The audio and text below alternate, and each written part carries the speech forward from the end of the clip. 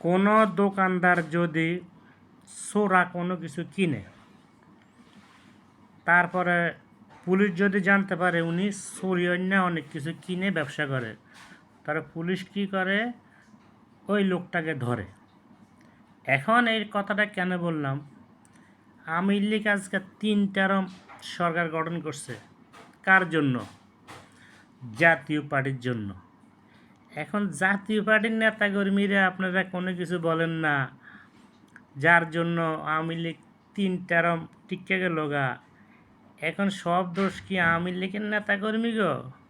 32 নম্বর শুরু করে মনে করেন আওয়ামী লীগটা দেশের ধ্বংসই। আওয়ামী লীগ 15টা বছর কার জন্য ক্ষমতায় আসছে, তাদেরকে আপনারা কিছু বলতে আসেন না।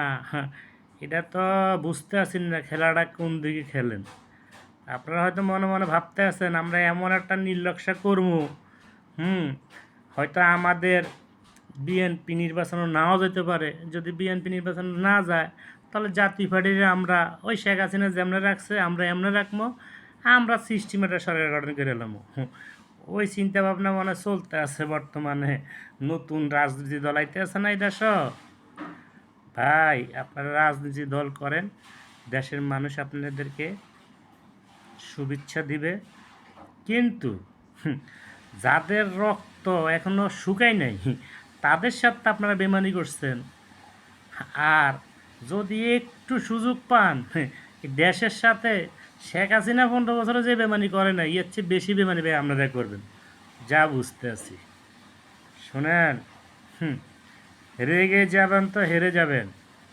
ওনার নাম তারেক রহমান, উনি সব দেখতে আছে, কিন্তু দেখছেন উল্টা পাল্টা কোনো মন্তব্য করে না। উনি হচ্ছে রাজনীতিবিদ, ঠিক আছে?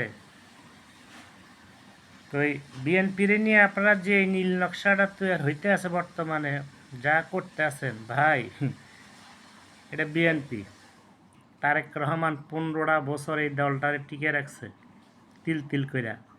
এত সহজে আপনারা ভেঙে দিবেন?